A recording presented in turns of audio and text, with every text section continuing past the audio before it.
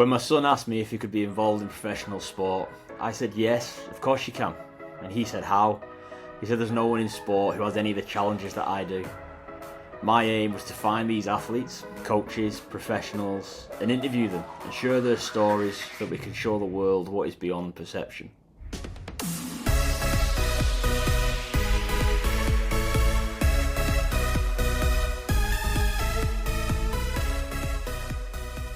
Hello and welcome to Beyond Perception podcast, a podcast created to explore the world of sport and the people who are involved in it, from the athletes, coaches and staff who are both on our screens and behind the scenes. And further to this, we want to delve deeper into the neurodiversity and physical disability of our guests and learn what it takes to be where they are and inspire others out there. As always, I'm joined by my co-host Tatjana. Tatjana, how are you? Pretty good, thank you. Apart from nearly breaking my hand and breaking my bike once again, but it's all good. Off to a new start, new week. It's all fine. How are you? I'm not so bad. I've been, as always, getting on with some work, getting through some bits, and then spending some family time as much as I can. So yeah, it's been all right so far. So far so good. Perfect. How are we looking forward to our guest today? Saw his little media activity, saw some awards. I'll be asking about that and stuff. So today we are joined by Scott Burns. He is currently currently a disability specialist at Leopards, and we'll be talking to him about his career, his love for rugby, and the active life and your conditions and people with them around him as well. Excellent. So everyone, yeah, perfect. So of course, before we let him in, everyone pop your headphones on, have a cup of tea, or maybe even put your speakers on, and don't forget to like, share and subscribe to our channels, and let's just get right into it. Yeah Perfect.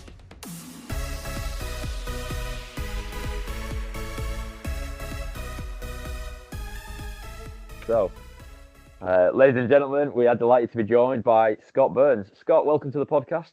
Thank you. Thanks for the invite. No, not a problem. Now, to a lot of people probably outside of maybe Lee and the learning difficulty rugby league programme, your name might not be as well known unless they Google search you and see all the accolades that followed you. But do you want to give us a little bit of detail about you as the person and what your background is? Yeah, well, despite the Lee Leopard stuff, I'm a Wigan lad, born and bred.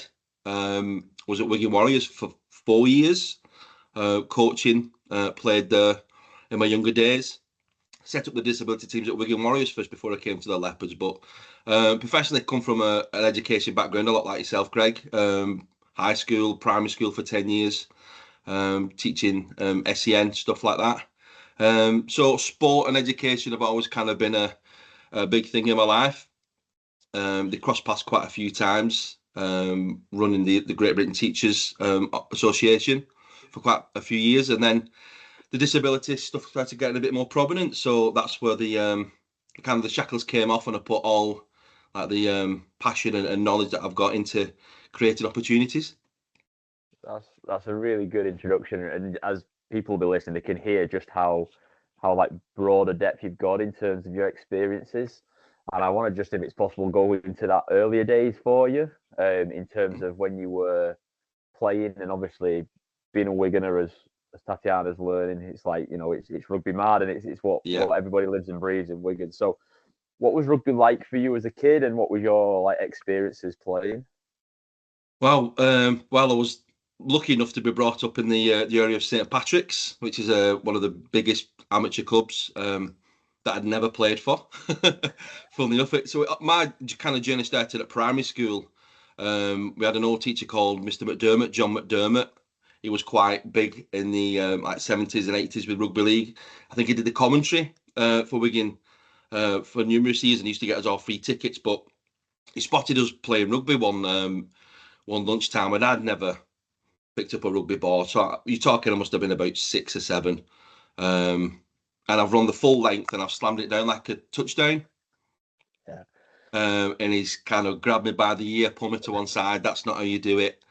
But he was one of the ones that started to get the Wigan players down at the time into our PE sessions at school. So that's now with the foundations and stuff going into schools and, mingling with the kids. It's kind of commonplace, but at the time, in the 80s, it was like unheard of. PE sessions and the likes of Sean Wayne turning up and, Sean Edwards and all those type of guys. It's like, wow.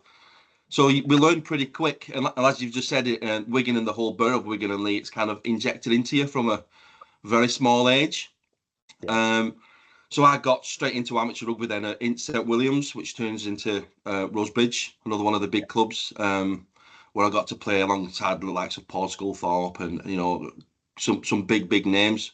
Where we all got pretty much offered professional contracts at the end of it. So the learning curve was quite steep at first, but getting into that, undiagnosed autism, obviously. Yeah. I only got diagnosed at 40, so I had quite a lot of years kind of knowing something was a little bit different, but not knowing what. So amateur-wise, it's kind of the social aspect, as you'll know, Greg.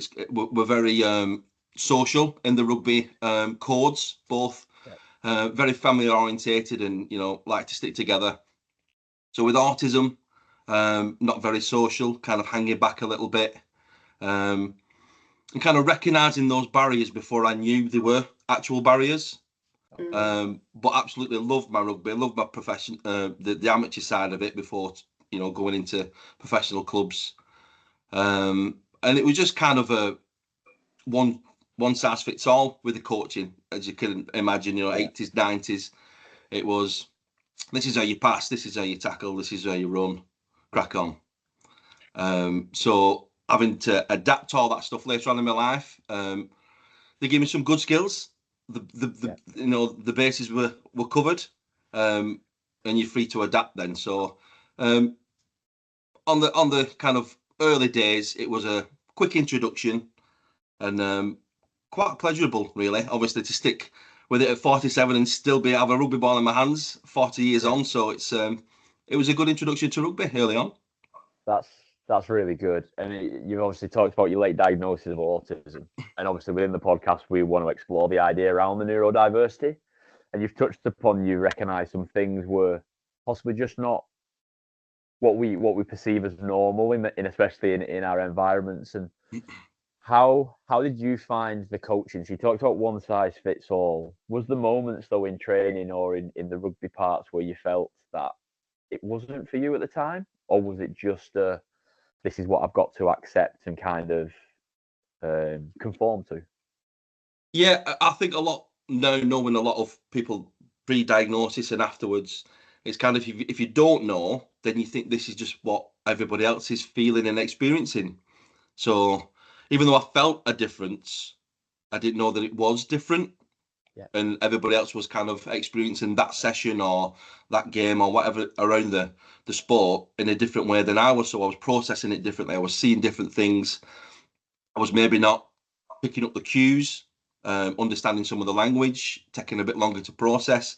So yeah, I was kind of felt a step behind. So you had to work harder to kind of keep up to, the level that was happening. So, I mean, now we do know about communication styles, how to get information across, whether it's, visual demonstrating, drawings, anything that we can get, that idea across. And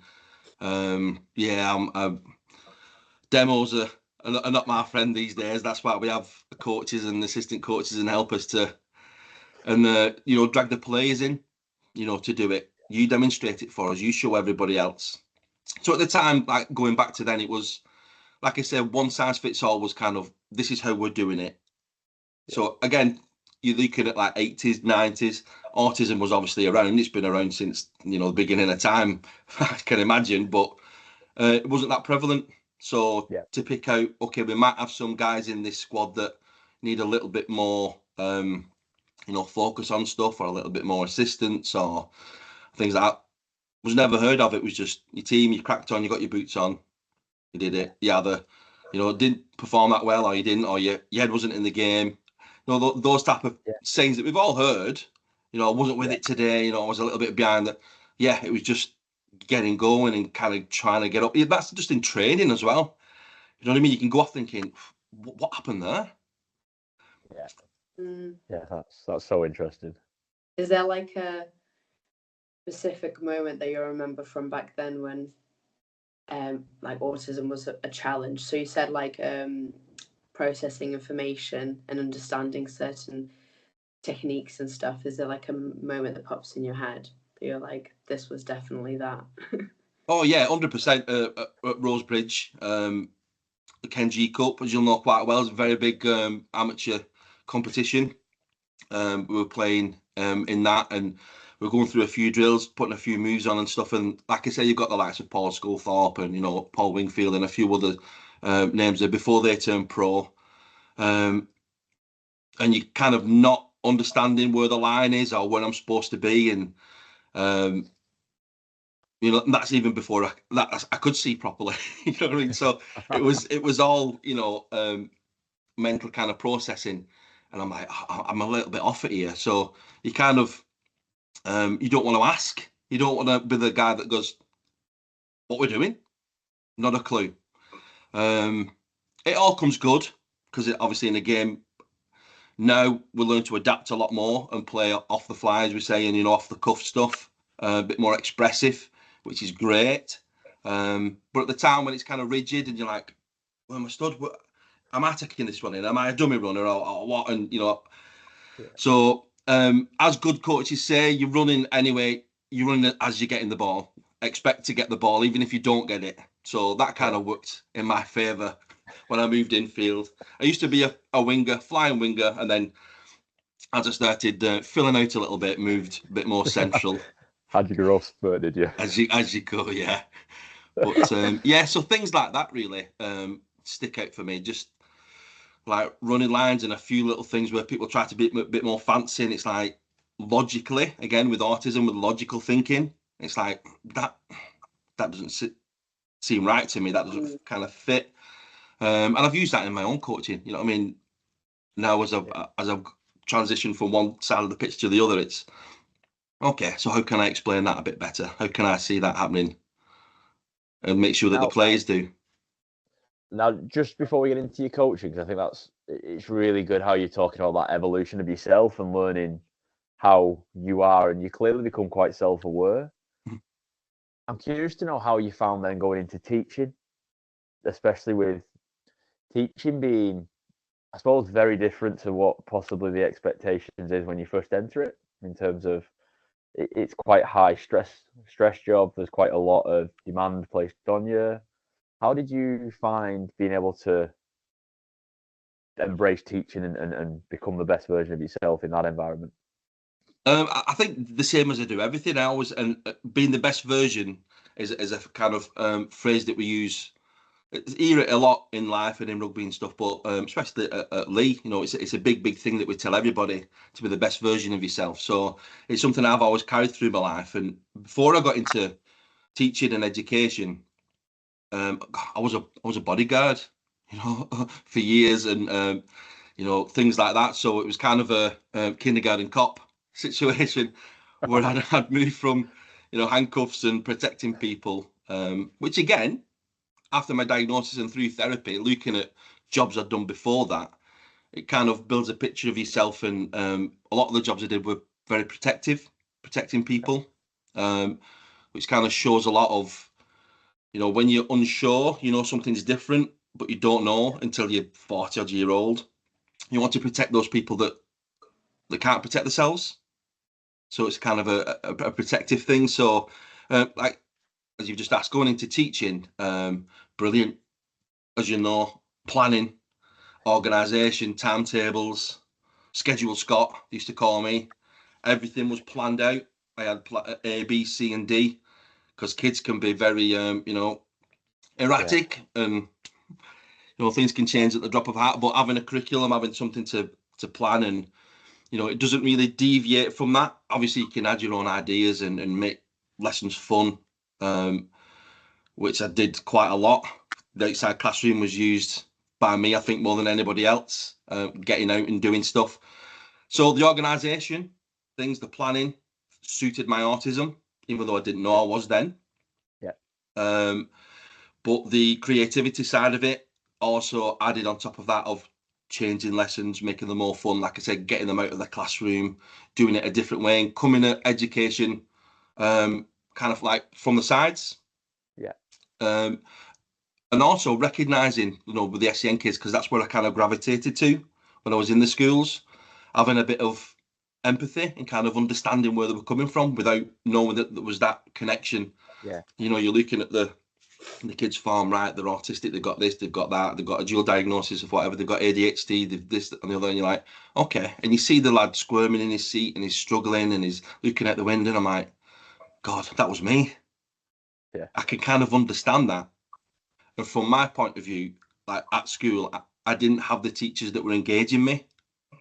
Yeah. So I became the teacher that I needed when I was at school. Oh. So I wanted to look at the window because there's something happening over there that was more exciting. You need the guy at the front or the girl, whoever it is, the teacher at the front, the figurehead, needs to get you focused. And it doesn't have to be linear. It's not one thing that gets everybody focused. It might be this gets that lad focused, this gets this girl over here focused. So you add them all and you spin plates, as you know. Yeah. But you try and cater for everybody. And that, again, leads into the coaching side of it and going from the running game, the able side of rugby league, to coaching disability, where you've got a huge mixed bag of stuff to try and cater for. And how was that transition? To myself, quite easy, Yeah. because I'm the type of person that I know I don't know everything. I'm expecting to learn something new every session, because even though I know what players I've got and what players I'm expecting, even with autism, like that, the saying goes, like, you beat one person with autism, you just met that one person. You know what I mean? Autism diagnosis is like a fingerprint. Everybody is completely different. So like my son's autistic as well, and we're very, very similar. But our kind of dials on certain traits are turned up and down. And that can happen daily too, with noise and things like that. And people always ask, when we're at the sports village, or we're doing a showcase or something before the first team or half time, and you've got 9,000-10,000 people in there. How do you do that with all that noise and stuff? Because I'm very hypersensitive to noise, and I can't switch off white noise either, so I hear everything, which was okay when I was being a bodyguard and doing security stuff, so I could hear everything that was happening. But not when you sat trying to have a conversation with somebody, in a meeting or at work or in a cafe, or sat somewhere and you can hear everybody. You can hear barbers having a fence painted. You can hear the tills going off. You can hear all this stuff, and you're like, I just need that tunnel vision. So yeah, there's ways of getting around things, and there's ways of kind of getting yourself focused on stuff. Yeah. But yeah, you adapt. Yeah, because we spoke to Noah, and then we had another guest speaker as well, how important education and just approaching in a correct manner to different individuals with different neurological conditions, how to best approach them to get them to focus. And of course, you just mentioned white noise and stuff like that. How do you get to focus yourself in a overstimulating situation? What do you find works best for you? I think the hyper focus kicks in there as well with a lot of autistic people and ADHD, and there's a lot of other conditions that if it's something you're really interested in, you're in it, and it's everything. And sometimes it's one of those things where it's everything, it's the whole life for like a month, 2 months, and then it's like, right, what's next? Rugby league seems to have stuck with me for 40 years. So this is obviously a bit more than a hyper focus. It's kind of a calling, I think. But with the disability rugby, it's kind of removing yourself from what you're doing and what you're there for, and kind of remembering it's not about you. It's not about what I'm feeling and doing at the minute. It's about those players on the pitch. It's their opportunity. It's their experience. You know what I mean? You want them to have the best time possible, doing something that they really, really love. Even though I do as well, it's about, the 10, 15 people on the pitch at that one time. So it's kind of focusing on making sure that they're okay. And again, that protective thing, I think that I've always had kicks in. It's making sure that my team are all right. Everybody's focused. Everybody's getting as much as they want to get out of that game. We have some players that just like being on the pitch. They're not too keen on touching the ball or tackling anybody, but they just want to be there, which is fantastic. And there's ones that want to do everything. So it's kind of, again, a lot with like teaching, it's spinning the plates and focusing on them kind of takes all that background stuff away from me. And it's nice and calm. It's my little safe place. No, that's really good. And like I've been down to one of Scott's sessions with my lad, and you can see that the passion and the enthusiasm that, and not just Scott, but his coaching team brought to that session. And there was, like I said, about 15 lads there, or lads and lasses there, and for them, they were living the best life for that hour. They were running around like every other person, thinking that they were the hero on Wembley or Old Trafford or BW Stadium, Central Park for the older Reds who's listening. And like they were living it, and they were in the best moments of their life. And that was all built around the way Scott and his team had created it. It was really, really inspiring. And it generally was a really inspiring session for me to watch. In fact, it was so inspiring. It got me talking to the wife not long after it about what direction I might have wanted to consider going in coaching, because you just made it look like a really, really good job to have. Like, it was really impressive. Yeah. And you've been recognised for some of this, haven't you? Yeah, it's not something I kind of like to talk about, but again, it's the personal accolades are great, but it's the wider thing that I'm more interested in celebrating. But yes, Greg, I have once or twice. Which is amazing, and I know you don't want to go into it from that point of view, but it does lead me to the question though around who helps you though with understanding your needs, but then how to support the people around you. Because like you said, the accolade is realistically given to you, but it's a collective effort. But who helps you, and how do they help you? Because obviously you've gone from undiagnosed to diagnosed. Was there a change? What happened there to make things different for you? It wasn't a surprise, the diagnosis. As many people usually find out, it's through the children being diagnosed. So I've got 4 children. They're all diagnosed now, but my lad, Paddy, was the first one to be diagnosed, as lads usually are. The girls are fantastic at masking it and getting to being a teenager. And it's like, yeah, okay, get you through panel. Let's get this sorted. So Paddy was the first one. And as more and more of the children were diagnosed, it's kind of the genealogy side of it, of where it's come from. And yeah, it was me with a big flag like that, apparently. It says, yeah, it's him, it's Dad. So it was kind of a relief, to be honest. And it was kind of confirming a lot of things. And it's not an excuse for behaviours, but it's an explanation, for behaviours. I love that, by the way, because I've mentioned it a couple of times on the Castle Bar, but obviously my diagnosis come because Noah got diagnosed, to which Noah's teachers who knew me and the wife kept going, he's just like his dad. Just like his dad. And then once the diagnosis comes through, it's like, he's just like his dad. I'm going, yeah. All right, I get what you mean now. So like the first part was it is always like, as soon as one of your children, it becomes usually a little bit more clear. So 100% agree on that. And then the second part was, you were talking about how people around you then are trying to be there to support you. How did they do that though? Because it's now not a surprise to you, but did you get different reactions?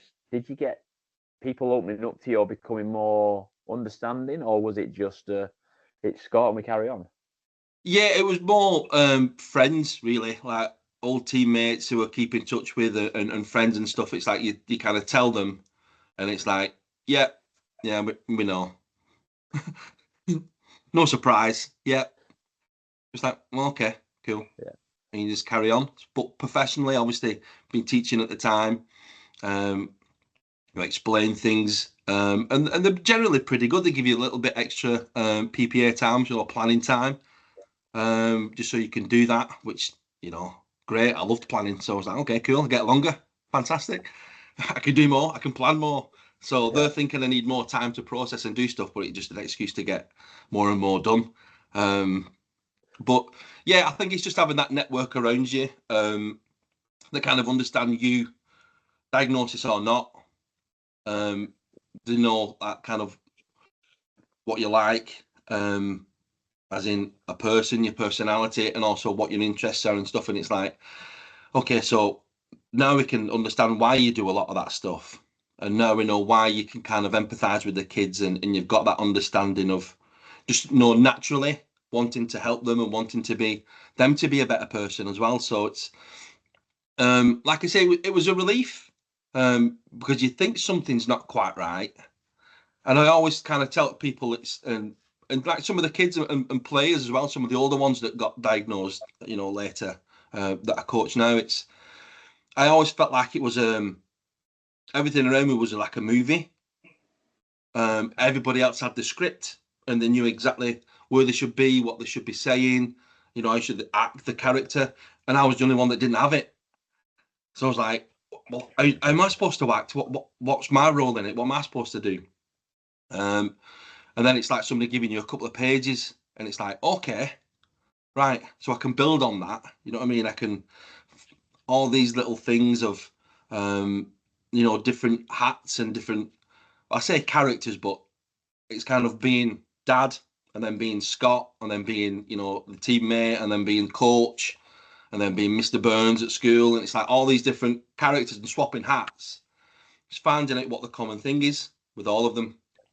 And it's the empathy, and it's wanting to help people, and it's, all this stuff. And that's what you use to build who you are and find out who you are and learn about yourself. That's so interesting and so true. We've had a number of people come on who talk about, and I think it's a really good message. The neurodiversity is like you were saying, it's a reason. It's not an excuse, or it's an explanation. Like, and we use that at home in our house. So the way we behave is because of a reason. It's not the excuse. So I really love that, and I love how you were talking about that. And then I suppose my other question though to you would be, when you're in a session and things are, let's say they're going off script. So let's say the plan, which has been meticulously done for the extra couple of hours you've got, doesn't necessarily go, in how you processed it and envisioned it. What sort of reactions would we see from you, and how would people around you support you again, or would they not know? Planning, as in coaching as well. Like I said, the session's going on and it's not quite ticking over, or the focus is not there, or the energy is not there, or whatever. I'm very lucky. I've got a really good team around me. I've got Tom, Gemma, and Dave, coaches who have come into the sport, some just from a rugby point of view, who are learning about the disabilities, and some that I've got a little bit of experience. So it's kind of like, if you've got that experience, and you've got a little bit of understanding, you can teach somebody the rugby stuff. You know what I mean? That's the easiest tack on bit at the end. It's just a ball and you do stuff with it. Just completely simplified everybody's job in Super League and all the other leagues. I was thinking that, and I was like, I wish my lads understood it was that easy. Yeah. It's plan A, B, C, and D, and obviously with the number of coaches that we've got, I mean, now down at Leopard, we're up to like 30 plus players in the LD squad. So this season we've developed an academy. So we're doing the younger ones, 8 to 15. We do them for about 45 minutes to an hour. Then we have the older ones afterwards, the open age. They all play together and they're still playing the LD Super League. And it just gives them that more focused time and dedicated time together. So we have a lead coach for that one. And then the rest of us kind of support the ones that we do know that might need refocusing, whether it's just standing near them or around them, and just refocusing them on the drill or whatever's happening in that session, and regular breaks and switching things up a little bit, just to refocus. Go and grab a drink, come back, grab a bib, go and get a ball, do this. A lot of movement, a lot of stuff, and very minimal waiting around. And then that works, you know, with the running game as well. You know, you don't want a line of 10 players waiting for a passing drill, because from 1 to 9, before the yap, they're all over the place. So you're thinking of, you know, with disabilities and other conditions, it's 100-fold. So it's planning again, having contingency plans, and having really good coaches that know when to step in and focus that player, or take them off to the side and have a break, have a minute. And that's what we tell all the players. At any point in that session, they can step out. If they're overstimulated, there's too much going on, they can step out. We have a little area where they can sit, have a drink, just have a little cool down, and then just join in. The same with new players, as you've found out, like with Noah, you can watch from the side, see what's going on, join in when you feel comfortable, or just jump in feet first and see what the crack is. So it's having that team around you. It's not necessarily the plans, because you can switch up a plan anytime and just start a game, start doing this, start doing whatever. It's having the support around you to know what the players need. Not what we need as coaches, it's what the players need to get out of that session. So we're not planning for us, we're planning for them. Superb message. Yeah, I was gonna ask, like, with in the team, I'm guessing having so many different individuals, what is like the most effective approach when communicating, just in general, and also when it comes to communicating strategy or positions? But I guess you kind of answered it, unless you have a story as well that's a bit more specific, if you don't mind to share. Just like, what's the best way of communicating with the different individuals? We always try verbal. Verbal's the big one. Demonstration. Who's demoing this one? Who's this, that, and the other? And we're not too bad. We do have a few players that struggle to just remember, or, you know, to understand what was going on. And I always look back and think back to myself at 9, 10, 11, you know, teenager, even standing at, you know, I just mentioned Central Park, you know, playing in school cup finals and Ken G Cup finals, and you think, oh my God, like I've my mind's just gone completely blank. What we're doing. So you think, okay, it happens. So I don't mind repeating myself. I don't mind going through it. We start the drill, and then we've got coaches spread out that are going, right, okay, remember this one. We're going to pass all the way down that one. Then just keep moving. It's going to come back to you. So you're there as well. You're kind of in it. You're coaching it, but you're also in it as well, doing it just for that support. So it's constant all the way through. It's not just a instruction, crack on, and then watch from the sidelines, and then pick up on mistakes and stuff, as, you know, you see up and down the country. Really, it's getting involved, kind of explaining what we're trying to do, and then helping them do it. No, superb. Now, the podcast is called Beyond Perception, and we're talking about how it's the things you don't see, and there's no pun intended when I use that, and I'm sure you don't mind me. But our viewers, and I guess probably won't also be aware that you have lost vision in one of your eyes, haven't you? Yeah. So, can you talk to us a little bit around how that has impacted you and what you've learned via that? That was something that came on very, very suddenly. So I damaged the optic nerve, so it just switched off my vision completely, like within seconds. I was teaching at the time. I was waiting for a class to come in. Year 2, I was covering a music lesson, which is always fun. So the little music trolley was out there with all the tambourines and the cymbals and stuff like that.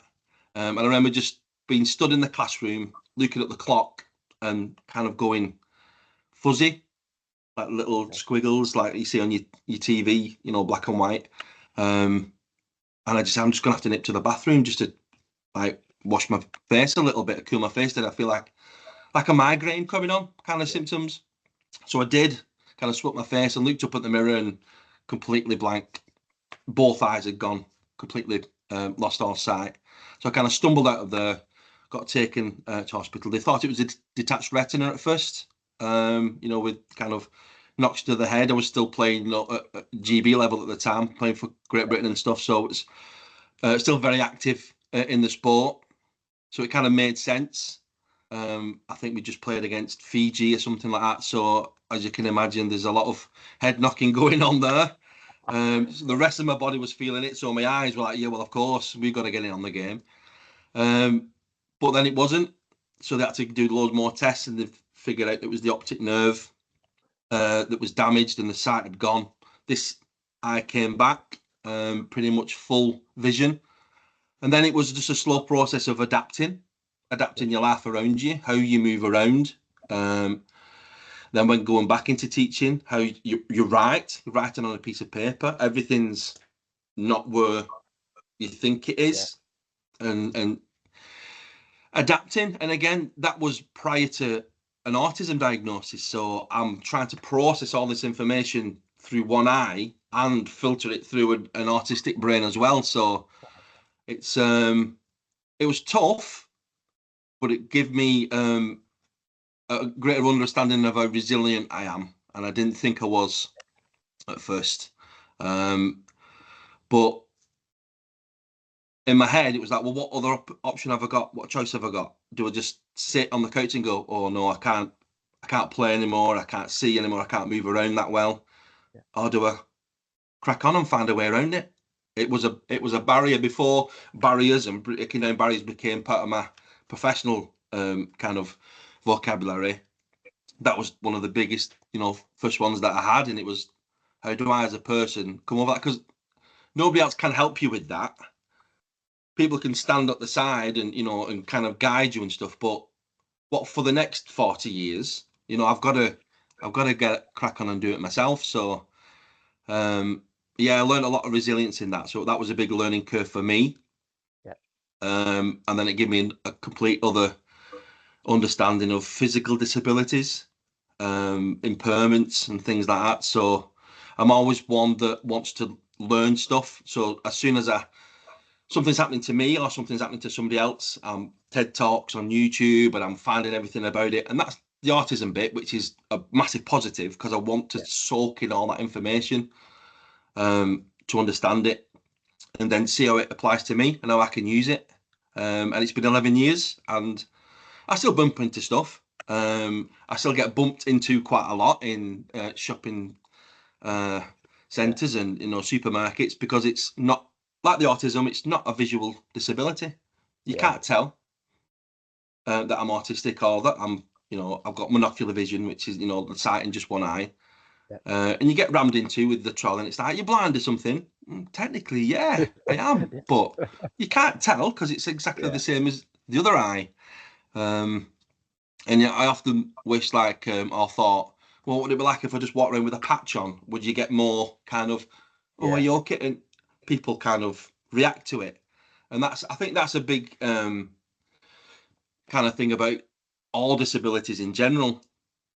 If they're not that visible, you kind of, you want to be treated like everybody else. That's the whole thing that we're all trying to do.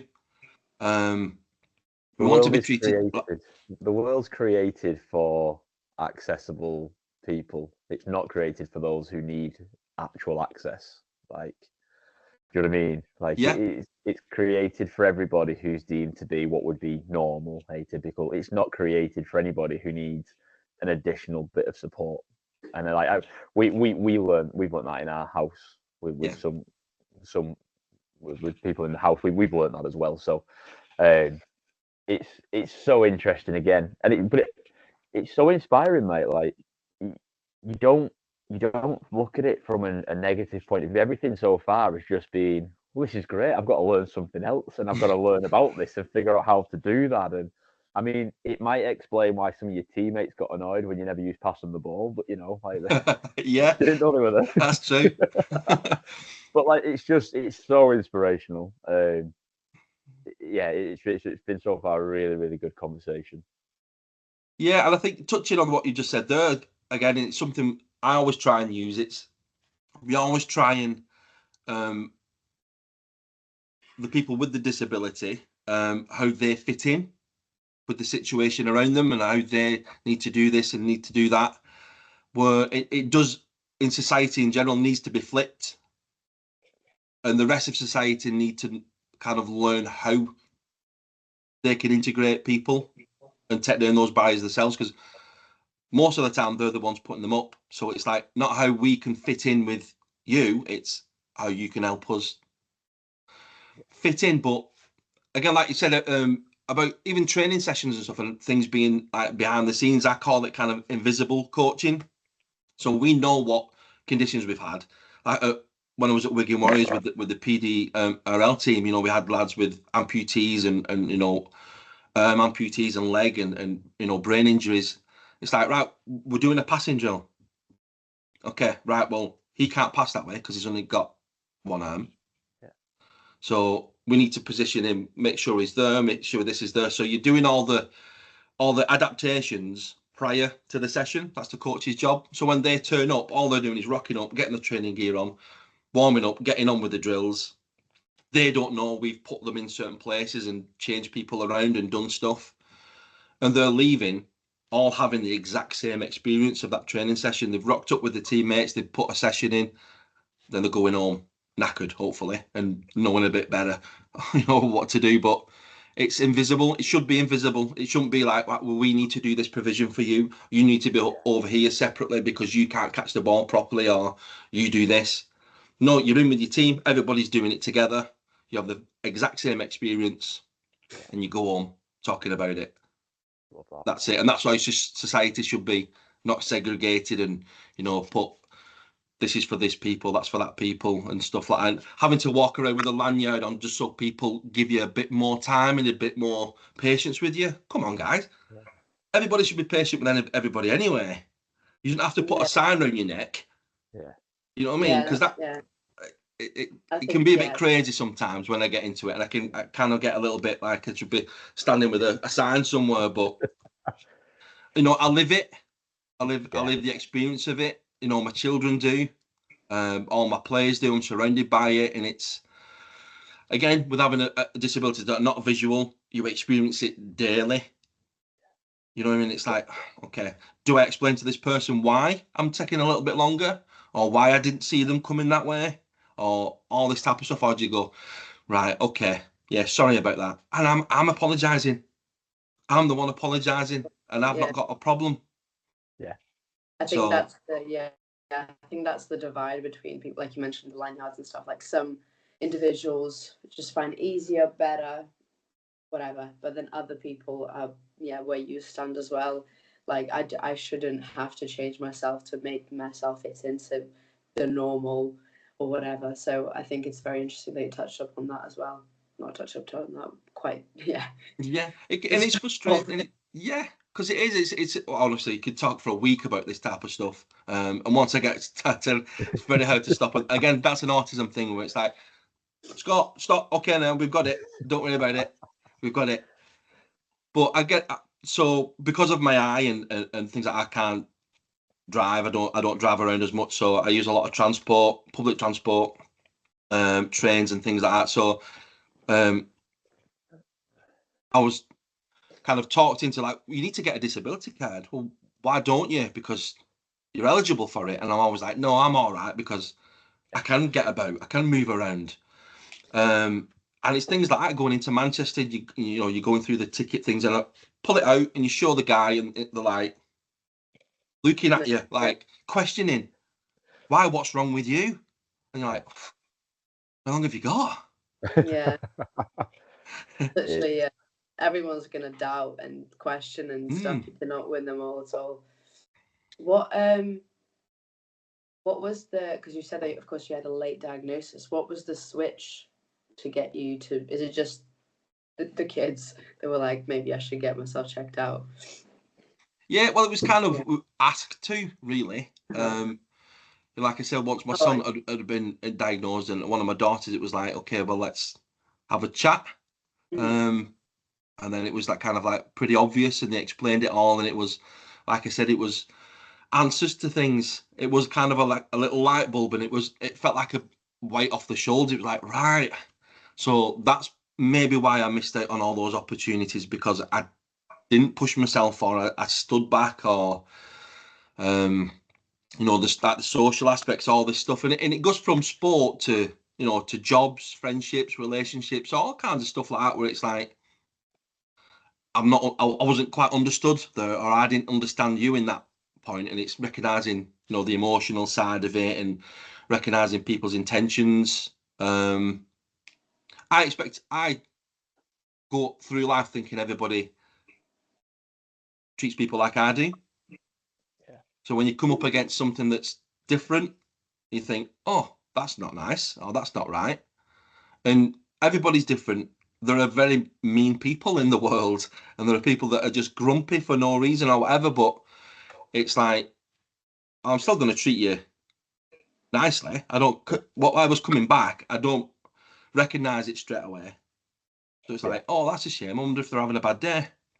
I wonder what's happened. So you're thinking about them and not yourself, if you know what I mean. It can be quite tricky sometimes in other situations where you're not thinking of anything, like the emotional side's not there. And like I said, with work as well, if something's not kind of getting you focused and getting you like you're going, you lose interest in it pretty quickly. But yeah, it was a light bulb moment for me, learning about myself. Like I said, taking all those elements of the roles that I did to find out who I was, who's Scott. At the end of the day, who am I? And I'm still learning. 47-year-old. I don't know what I want to be when I grow up. I know rugby be involved, but I'm still learning. That's really, really, really good. Right, I think the conversation so far has been so good, and I've got no doubt that people listening and watching the episode will be learning so much from you, and learning so much from your behaviors, your like personality, and your outlook on life. I just think it's been a really, really good conversation. So if you're happy to stay on, we're gonna go and have a short break and a message from our sponsors, and then when we come back, we've got a couple of quick fire questions to throw to you, and then we'll wrap it up. If you're happy to stay around with us. Of course I am. Yeah, definitely. Cool, brilliant. Thank you. Thank you for listening to another episode of the Beyond Perception podcast. It is now time to say a big thank you to our sponsors, the Brain Charity. They're a national charity based in Liverpool, founded to support all people with neurological conditions.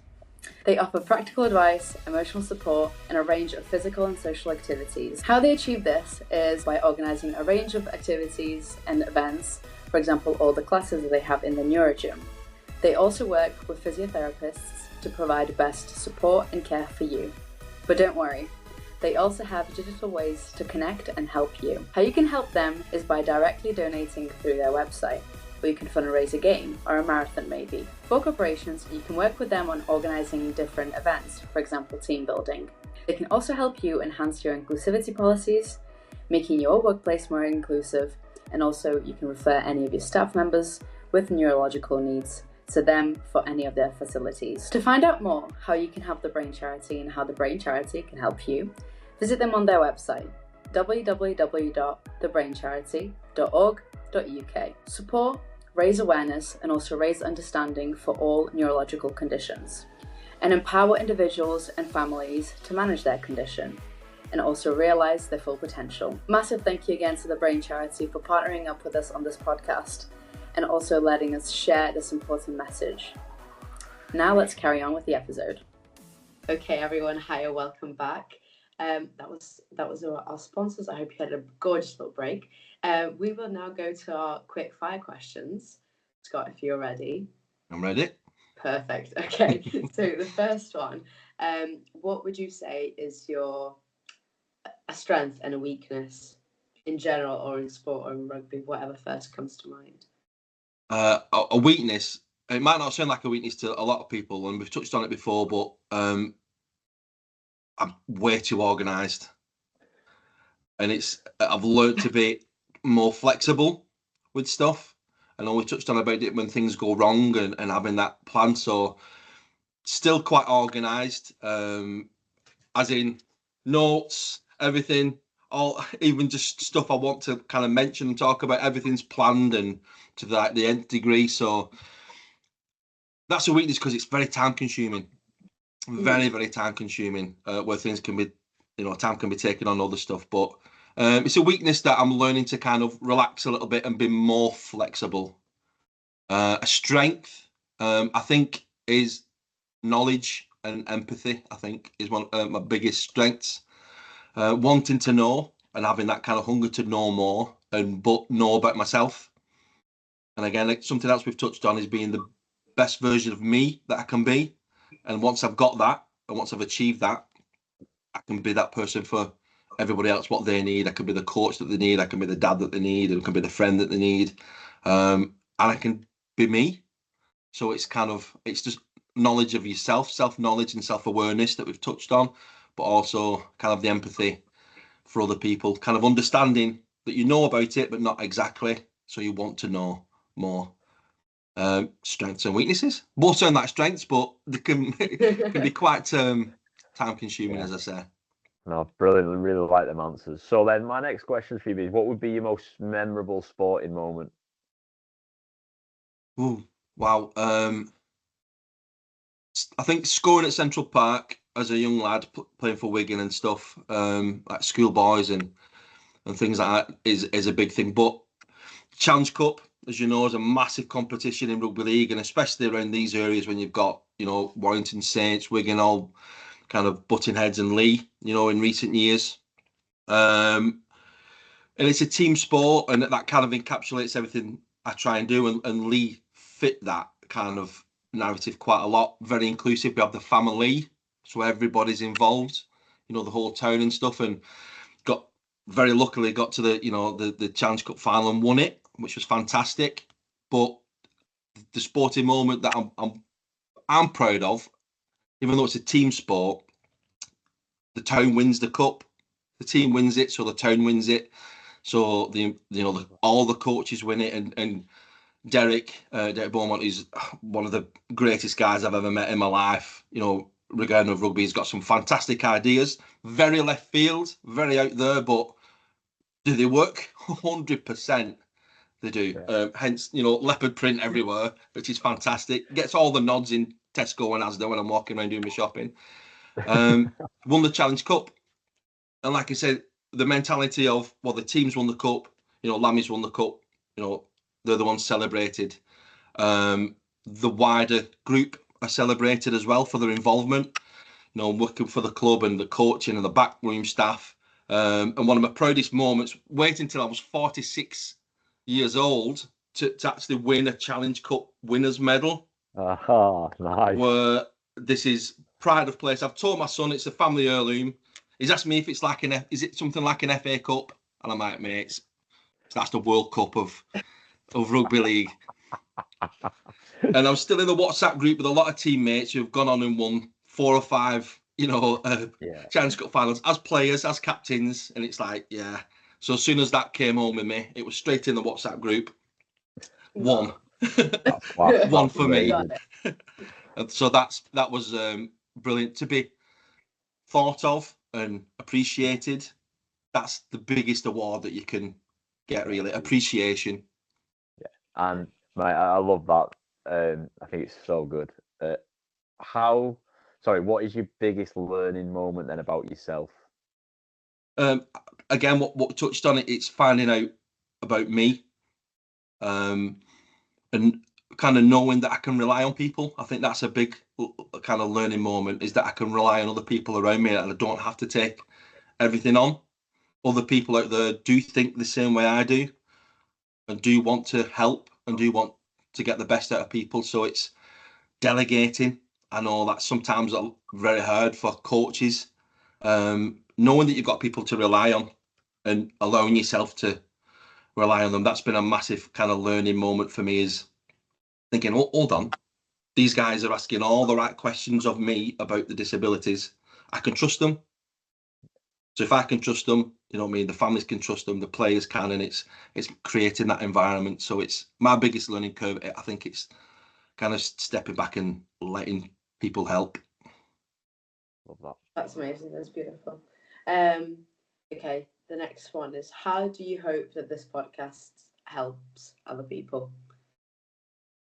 I think even if you just hear one sentence that resonates with you and think, oh yeah, my kid does that, my partner does that, my brother does that, anybody, I've spotted that at work, I've spotted that in my team.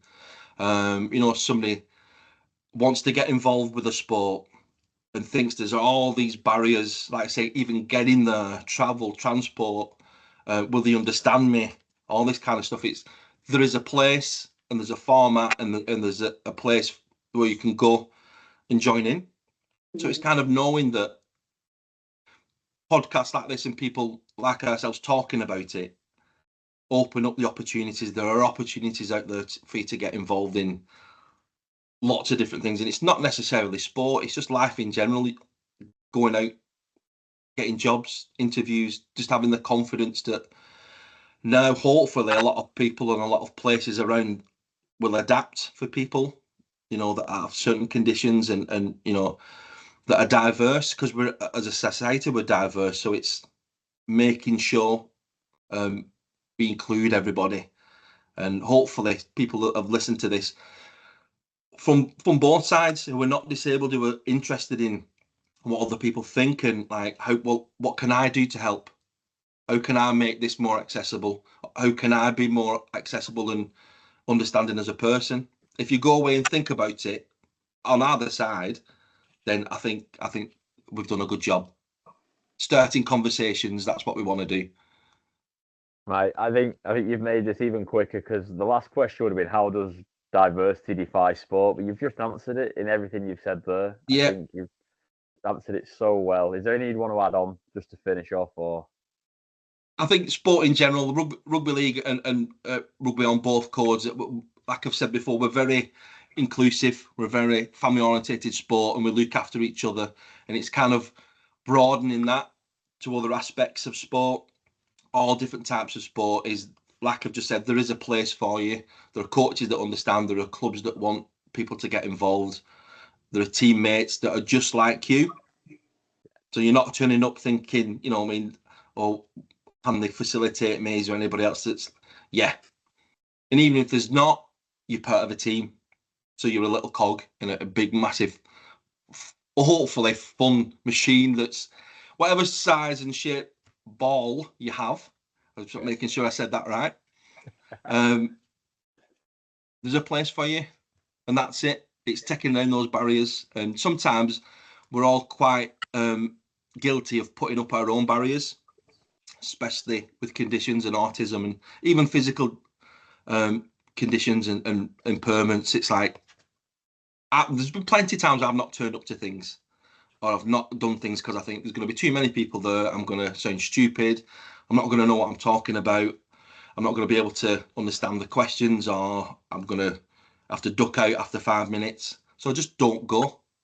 And there's been stuff like the job interviews, dates, you know, younger trials at clubs, and it's like, you know what, too much pressure, too much trouble, I'll not bother. So it's recognising that as well. And I think sport now is good at that, of going, you know what, we'll take all that away from you. Come and have a look. Like yourself and Noah turned up, have a look at what we do. See if it's for you. You know, there's a place. If not, you know, there are other places you can go and get involved. So I think as a sport, we're doing well, but as a society, we can do a lot better. Yeah, I really appreciate that. And, yeah, definitely echo the final statement like you said there. Yeah. Look, I'm sure everyone will leave some lovely comments when we post this, and they'll just vibe off all of your energy and your optimism. It's been an outstanding conversation, so I really want to thank you for your time, Scott. And I wish you all the best of luck for the season ahead. Thank you very much. Thanks for the invite, and thanks for listening. I think a lot of the listeners would relate. Oh, well, thanks. Okay, well, thanks to you both. I'll speak to you both later. Take care, mate. Bye-bye. See you later. See you, Greg. Bye. Bye. Tatjana, we had another great guest today. Scott was, as we told him on numerous occasions, he was so inspirational. How did you find that chat? It was really, really interesting.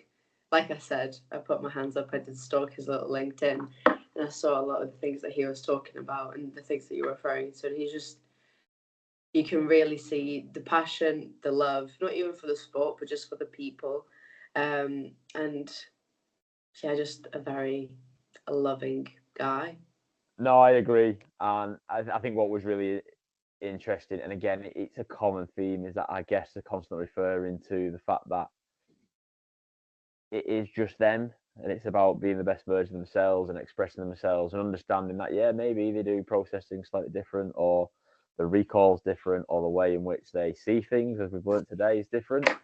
But at the end of the day, they just look at it as it's just them. And I think, again, like the messaging that's going out there to the listeners, to the young wannabe players, or the aspiring coaches, and the people who are engaging with the podcast, are hopefully just constantly hearing the same message around being themselves, understanding that they may do things different, but that's not a problem. And that actually, when people then find out, they seem to be really understanding, and it doesn't change anything. The whole conversation was literally on the point of our podcast, like breaking that stigma down completely. So when he touched upon lanyards, communication, the eyes that he has, like he gets from the public and stuff like that, like it's not always visible, and people need to be more open and understanding. So literally answering the question and the point of this podcast fully. So it was really, truly amazing. Brilliant. And thank you very much for joining me as always. Thank you. Thank you to all the listeners. Hopefully they will like and subscribe. That's always going to be a good one. No, yeah. If you've enjoyed this episode, please do leave a like, and as usual, visit our Instagram, Beyond Perception Podcast, to leave any comments or any questions that you might have.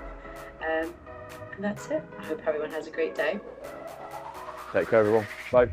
Have a good day.